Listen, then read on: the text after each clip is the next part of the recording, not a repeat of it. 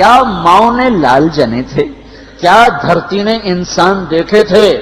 آج تک دنیا ایسا بادشاہ نہ دکھا سکی جو 22 لاکھ مربع میل پہ حکومت کر کے مسجد میں جھاڑو دے رہا ہو، جو 22 لاکھ مربع میل پر حکومت کر کے پانی کی مشق کندھے پہ اٹھا کے بیوہ عورتوں کے گھر میں گھڑوں میں پانی بھرنے جا رہا ہو۔ امیر المومنین کہاں جا رہے ہو؟ فلاں اماں کے گھڑے میں پانی بھرنے جا رہا ہوں، فلاں کے گھر میں پانی بھرنے جا رہا ہوں۔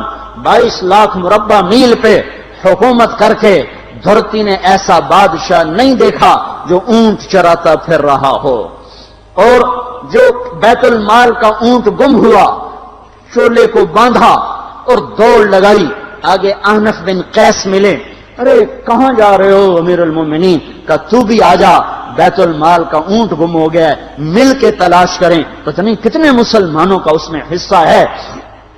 دھرتی ایسا بادشاہ نہ دکھا سکے گی، نہ دکھا سکے گی، کوئی ایسا آیا ہی نہیں ہے کہ جو اتنی بڑی سلطنت کا مالک ہو اور کیکر کے درخت کے نیچے بغیر پیروں کے سو رہا ہو۔ یہ ہمارے چھوٹے چھوٹے حکمران، ووٹوں کے ذریعے سے کرسیوں پر بیٹھنے والے، ان بے وقوفوں کے آگے بھی پہرے، پیچھے بھی پہرے، دائیں بھی پہرے، بائیں بھی پہرے، اوپر بھی پہرے، ان کی گاڑیاں بھی بلٹ پروف، یہ پھر بھی ڈرتے ڈرتے جا رہے کہ انہوں نے ظلم کیا، یہ اپنی ذات میں خوف زدہ ہو گئے۔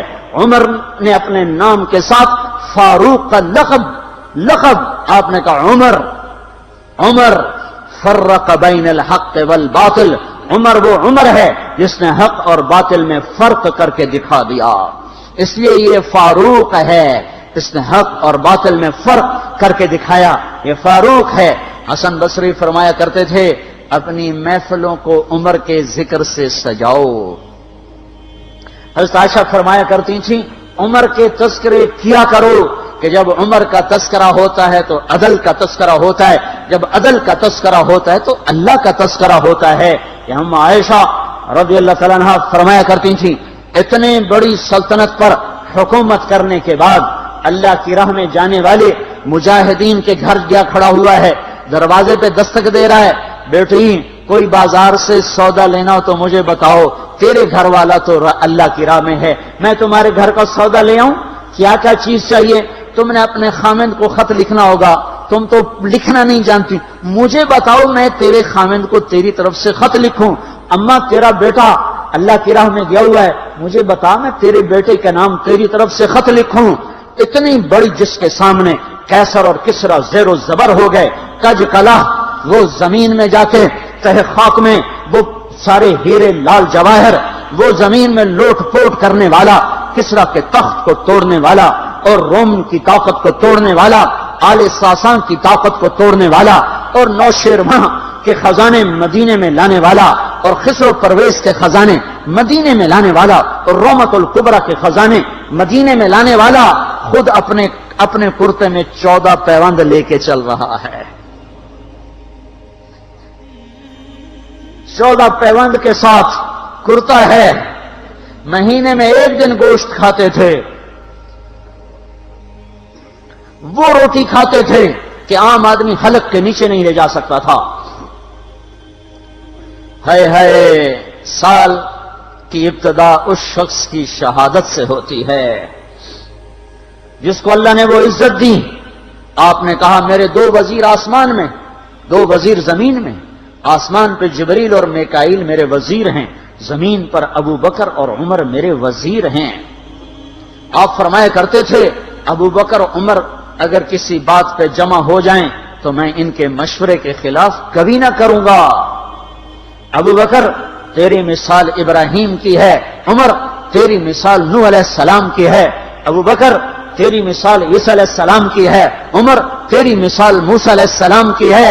آپ مسجد میں آئے، آپ کے دائیں طرف ابو بکر تھے، بائیں طرف عمر تھے، آپ اندر آئے اور کہا دیکھو اسی طرح قیامت کے دن ہم اٹھیں گے کہ میرے دائیں طرف ابو بکر ہوگا، میرے بائیں طرف عمر ہوگا اور ہم ہاتھوں میں ہاتھ دیے ہوئے اٹھائے جائیں گے۔ اور ایک حدیث میں آتا ہے اور میرے قدموں سے بلال کو اٹھایا جائے گا جو نکلتے ہی اذان دے گا،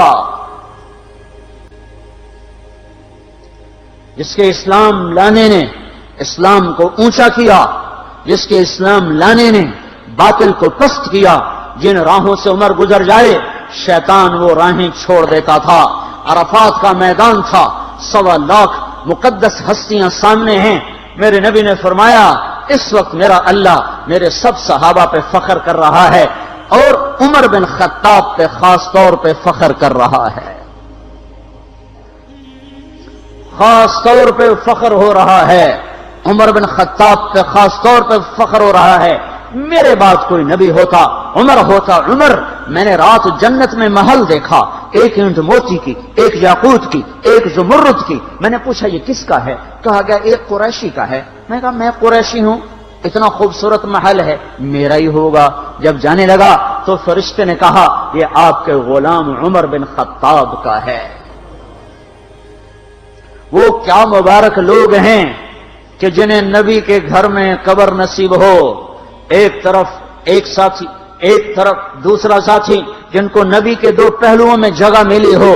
وہ کیسی عظیم ہستیاں، اتنی بڑی سلطنت کا مالک اور اتنے بڑے عدل کی نشانی بن کر مدینے میں مسجد میں بیٹھے رو رہے ہیں۔ امیر المومنین کیوں رو رہے ہو؟ کہا دجلہ کے کنارے کتا بھی پیاسا مر گیا تو پوچھ تو عمر کی ہوگی، فرات کے کنارے کتا بھی پیاسا مر گیا تو پوچھ تو عمر کی ہوگی۔ راتوں کو پہرے دیے جا رہے ہیں، راتوں کو خبرگیری کی جا رہی ہے۔ مدینے کے باہر ایک خیمہ ملتا ہے، چند بچے ملتے ہیں جو رو رہے ہیں۔ ایک عورت ہانڈی چڑھا کے ڈوئی پھیر رہی ہے۔ پوچھتے ہیں بہن یہ بچے کیوں رو رہے ہیں؟ کہ یہ بھوک سے رو رہے ہیں۔ ہانڈی میں کیا ہے؟ پانی، کچھ بھی نہیں۔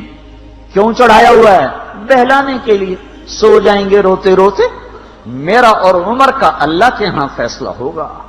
تو عمر کی ہچکیاں بن گئی کہ عمر کو بہن تیرے حال کی کیا خبر؟ کہ پھر ہمارا بادشاہ کیوں بنا ہے؟ اگر ہمارے حال کی خبر نہیں لیتا تو ہمارا خلیفہ کیوں بنا ہے؟ پر لگ گئے، بیت المال سے سامان نکالا، بوری بھری، سر پہ اٹھائی، کمر پہ اٹھائی۔ غلام اسلم نے کہا میں اٹھاؤں؟ کہ قیامت کے دن بھی میرا وزن تو اٹھائے گا۔ اسی طرح بھاگے ہوئے آئے، پنیر نکالا، آٹا نکالا، گھی نکالا، شہد نکالا، ڈال کے ہانڈی میں نیچے آگ، خود دھواں گیلی لکڑیوں میں پھونکے مار مار مار آگ جلائی، حلوہ تیار کیا، پھر پلیٹوں میں ڈال ڈال کے بچوں کو کھلایا۔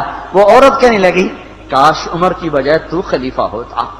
تو یہ نہیں کہا کہ میں ہی عمر ہوں، میں ہی عمر ہوں۔ فرمایا جب کل تو امیر المومنین سے ملے گی تو مجھے بھی وہیں دیکھ لے گی، مجھے بھی وہیں پا لے گی۔ پھر وہاں بیٹھ کے دیکھتے رہے، اٹھ کے چل دیے۔ بچے ہنسنے لگے، کھیلنے لگے، تو اپنے غلام سے فرمایا میں نے انہیں روتا دیکھا تھا، میرا جی چاہا میں انہیں ہنستا بھی دیکھوں۔ 22 لاکھ مربع میل پہ اسلام پھیلا کر حکومت اس سے بھی بڑے علاقے میں لوگوں نے کی۔ چنگیز نے اس سے زیادہ فتوحات کی، محمود غزنوی نے اس سے زیادہ کی، سکندر تیمور نے اس سے زیادہ کی۔ پر فتوحات کر کے یوں خدمت کر رہا ہو، پانی بھر رہا ہو، اونٹ چرا رہا ہو، امامت کرا رہا ہو، 14 پیوند لگے کپڑوں کے ساتھ خلافت کے تخت پر بیٹھا ہوا ہو، یہ دھرتی میں پھر کوئی نہیں آئے گا۔ ہے نماز میں خنجر لگا، نماز پڑھاتے ہوئے 27 ذوالحج، 27، 28، 29 یکم کو انتقال ہوا۔ یکم محرم موت کے آثار گہرے نظر آئے۔ بیٹے کو بلایا کہ بیٹا جاؤ اما عائشہ سے پوچھ کے آؤ کہ عمر اپنے ساتھیوں کے ساتھ دفن ہونے کی اجازت چاہتا ہے۔ امیر المومنین کے لقب سے بات نہ کرنا، عمر کہنا۔ عمر، اب میں امیر المومنین نہیں رہا۔ جب وہ پوچھنے گئے تو حضرت عائشہ رو رہی تھیں۔ انہوں نے عرض کی اما جان میرا باپ اپنے ساتھیوں کا پڑوس چاہتا ہے۔ انہوں نے فرمایا یہ جگہ تو میں نے اپنے لیے رکھی تھی، لیکن اگر عمر چاہتے ہیں تو ان کو مجھ پر فضیلت ہے، میں ان کے لیے دستبردار ہوں۔ انہوں نے واپس آ کر خوشخبری سنائی، مبارک ہو اجازت مل گئی۔ کہ نہیں شاید میرے شرم میں اجازت دی ہو، جب مر جاؤں تو تو مجھے دوبارہ دروازے کے سامنے رکھ کر پھر جا کے پوچھنا، اس وقت اجازت ملے تو پھر لے جانا، ورنہ مجھے بقیع کی طرف لوٹا دینا۔ اتنے میں حضرت علی آئے، پریشان دیکھا، عمر کیوں موت سے ڈر گئے؟ کہ نہیں، موت کے بعد کی گھاٹی سے ڈر رہا ہوں۔ کہ ڈرو نہیں، میرے ان کانوں نے سنا ہے اور اتنی دفعہ سنا ہے کہ میں گن نہیں سکتا کہ اللہ کے نبی فرمایا کرتے تھے ابو بکر اور عمر جنت کے بڑی عمر کے لوگوں کے سردار ہیں۔ آپ نے فرمایا تو اس بات کی گواہی دے گا؟ کہ میں بھی دوں گا، میرا بیٹا حسن بھی دے گا۔ امام حسن بھی ساتھ تھے۔ کہ میں بھی دوں گا، میرا بیٹا حسن بھی گواہی دے گا۔ پھر بھی ہے جو جنت کی بشارتیں لیے ہوئے ہیں، 10 مبشرہ، ابو بکر جنتی، عمر جنتی، عثمان جنتی، علی جنتی، طلحہ جنتی، زبیر جنتی، ابو عبد الرحمن بن عوف جنتی، ابو عبیدہ بن جراح جنتی، سعید بن زید جنتی۔ آپ نے نام لے کر گنے، نام لے کر گن کر کہا، سنو ابو بکر جنتی ہے، عمر جنتی ہے، عثمان جنتی ہے، علی جنتی ہے، طلحہ جنتی ہے، زبیر جنتی ہے، سعد بن ابی وقاص جنتی ہے، عبد الرحمن بن عوف جنتی ہے، ابو عبیدہ بن جراح جنتی ہے، سعید بن زید جنتی ہے۔ میں ان سے راضی ہوں، لوگوں ان کا حق پہچانو، میں ان سے راضی ہوں، میں ان سے راضی ہوں۔ پھر آپ نے فرمایا اگر تم نے ان کے بارے میں کسی ایک کے بارے میں بھی دل میں بغض لے کر مر گئے، اور تم نے اتنی بندگی کی تھی کہ سوکھ کے کانٹا ہو گئے تھے، روزے اتنے رکھے تھے کہ پیٹ کمر کو لگ گیا تھا، سجدے اتنے کیے تھے کہ تمہارے ماتھے اور گھٹنوں پر پتھروں جیسے نشان پڑ گئے تھے، اتنا کچھ کر کے ان 10 میں سے کسی ایک کا بغض لے کر اگر تم مر گئے تو اللہ تمہیں منہ کے بل جہنم میں گرا دے گا۔ لوگوں میں ان سے راضی ہوں، ان کا حق پہچانو، جن کو اللہ بھی رضا کے پروانے دے رہا ہو، جن کو اللہ کا رسول رضا کے پروانے دے رہا ہو، جن کو وزارت کا شرف مل چکا ہو، نبی کے پہلو میں قبر جن کی بننے کا اعلان ہو چکا ہو، وہ موت پر کیا کہہ رہا ہے؟ موت پہ کیا کہہ رہا ہے؟ اپنے بیٹے سے کہا میرا سر زمین پہ ڈال دے۔ ان کی گود میں سر تھا عبداللہ بن عمر، تو انہوں نے گود سے ہٹا کر پنڈلی پہ رکھ لیا، یہاں رکھ لیا۔ چلے گئے، کیا کہہ رہا ہوں سنتے نہیں ہو، زمین پہ ڈال دو۔ تو انہوں نے زمین پہ ڈالا تو اپنے چہرے کو مٹی میں رکھ دیا اور ایسے ملنے لگے اور کہنے لگے اے میرے رب، اگر تو نے عمر کو معاف نہ کیا تو عمر ہلاک ہو جائے۔ ویل لک یا عمر ولأمک ان لم یغفر لک ربک، عمر تیری ہلاکت ہے اگر تیرے رب نے تجھے معاف نہ کیا۔ یہ کہتے کہتے کہتے جان دے دی۔ 22 لاکھ مربع میل میں اسلام کو زندہ کرنے والا، این حالت نماز میں زخم کھا کے گرنے والا، مطلوب مصطفیٰ، وزیر مصطفیٰ، جنت کی خوشخبریاں لے کر پھر موت پر یوں کہہ رہا ہو اے اللہ تو نے معاف نہ کیا تو میرا کیا بنے گا؟ کیا بے طلبی ہے۔ ان کے بیٹے خلافت کے اہل، ان کے بہنوئی سعید بن زید 10 مبشرہ میں سے دونوں کے نام کاٹ دیے کہ یہ 6 ہیں جن سے اللہ کا رسول راضی تھا، جس کو چاہو خلیفہ بنا دو، جس کو چاہو حکومت دے دو، نہ میرے بیٹے کو ملے گی نہ سعید بن زید کو ملے گی۔ کسی نے کہا شوشہ چھوڑا، آپ کا بیٹا بھی تو بہت قابل ہے، اسی کو بنا دیں۔ تو اسے تو طلاق دینا نہیں آتا، حکومت کہاں سے چلائے گا؟ یہ ایک واقعہ کی طرف اشارہ کیا ہے، اس کے پیچھے ایک واقعہ ہے جس کو انہوں نے یاد کر کے فرمایا وہ تو طلاق دینا نہیں جانتا، وہ حکومت کیا چلائے گا؟ حالانکہ بڑے صحابہ میں عبداللہ بن عمر کا مقام ہے۔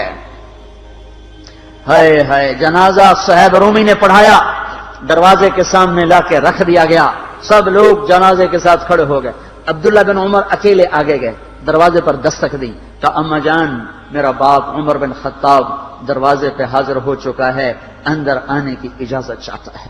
تو عائشہ رضی اللہ تعالیٰ نے اپنی چادر کو اٹھایا اور روتے ہوئے باہر نکل گئیں۔ پھر لوگ اندر داخل ہوئے، قبر کھودی گئی، قبر کھودتے ہوئے عبداللہ بن عباس بھی قبر کے کھودنے میں شریک تھے، تو کہتے میرے کندھے پہ کسی نے ہاتھ رکھا، میں نے پیچھے مڑ کے دیکھا تو علی رضی اللہ تعالیٰ عنہ کھڑے رو رہے تھے اور فرما رہے تھے مجھے پتا تھا تو یہیں آئے گا، یہاں تیرے سوا کوئی نہیں آ سکتا۔ کہ میں نے ایک دفعہ نہیں کتنی دفعہ میں نے اللہ کے نبی سے یہ بات کا تکرار سنا، میں ابو بکر اور عمر، اس کا اتنا تکرار سنا ہے میں نے کہ مجھے یقین تھا یہیں آئے گا، تو اور کہیں نہیں جا سکتا۔ میرے بھائیوں، غفلت سے باہر آ جائیں، یہ دھوکے کا گھر، یہ مچھر کا پر، یہ مکڑی کا جالا، یہ دنیا کہیں ہمیں ہلاک نہ کر دے۔ ان لوگوں کو سامنے رکھ کے زندگی گزارو جنہوں نے اللہ کو راضی کیا، اس کے رسول کو راضی کیا، کلمہ حق کو بلند کیا، خیر کے ذریعہ بنے، شر کے مٹانے والے بنے، اور دنیا میں مرنے کے بعد بھی ان کے تذکرے ہدایت کا سامان بنے، ان کے تذکرے روشنی کا مینار بنے۔ ان کے پیچھے چلو، مغرب کے اندھیروں کی طرف مت دوڑو، وہاں تو سورج بھی ڈوب جاتا ہے، مغرب میں تو سورج بھی ڈوب جاتا ہے، اور تمہیں پکار کے کہتا ہے مغرب کی طرف نہ آنا، ادھر اندھیرا ہے، میں یہاں گم ہو گیا، تم کون سا سراغ ڈھونڈنے آئے ہو؟